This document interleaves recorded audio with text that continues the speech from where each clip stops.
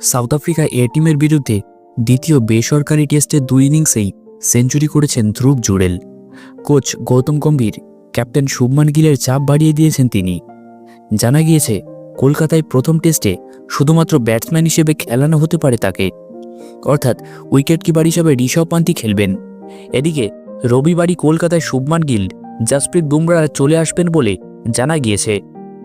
দ্বিতীয় বেসরকারি টেস্টে চোট পেলেও ঋষভ পান্থ ঠিক আছেন বলেই জানা গিয়েছে।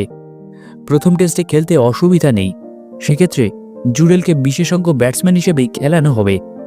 পান্থ না থাকায় ওয়েস্ট ইন্ডিজ সিরিজে উইকেট কিপার ব্যাটসম্যান হিসেবে খেলেছিলেন ধ্রুব জুড়েল। পান্থ চলে আসায় তার জায়গা হতো না, কিন্তু জোড়া সেঞ্চুরির পর তাকে টিমের বাইরে রাখতে নাও পারেন গম্ভীর। বোর্ডের থেকে জানিয়ে দিয়েছেন জুডেলকে বিশেষ ব্যাটসম্যান হিসেবে খেলানো হতে পারে। দলে দুটো জায়গায় ওকে খেলানো যেতে পারে, এক হলো সাই সুদর্শনের জায়গায় 3 নম্বরে। কিন্তু শেষ ম্যাচে সুদর্শন হাফ সেঞ্চুরি করেছে, টিমে পাকাপাকিভাবে একজনকে 3 নম্বরে চাওয়া হচ্ছে। সেক্ষেত্রে আর একটাই জায়গা পড়ে থাকে নীতিশ কুমার রেড্ডি। ভারতীয় পরিবেশে নীতিশের বোলিং দরকার নাও হতে পারে, তাই নীতিশের জায়গায় জুডেলকে খেলানো যেতে পারে। ওয়েস্ট ইন্ডিজের বিরুদ্ধে দ্বিতীয় টেস্টেই বাদ পড়তে পারতেন নীতিশ, তার জায়গায় দেবদূত পাডিকালকে খেলানোর কথা ভাবা হয়েছিল। শেষ পর্যন্ত নীতিশ খেললেও তাকে দিয়ে বল করানো হয়নি, ব্যাট হাতেও আহামরি কিছু করতে পারেননি।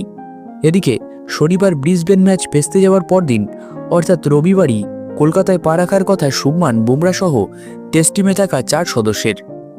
বাকি দুজন হলেন ওয়াশিংটন এবং আকসার প্যাটেল। তারা সরাসরি ব্রিসবেন থেকে কলকাতায় আসবেন। বিকেলের মধ্যে শহরে চলে আসার কথা তাদের।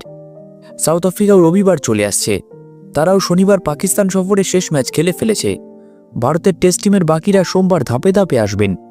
মঙ্গলবার থেকে প্র্যাকটিস শুরু হবে।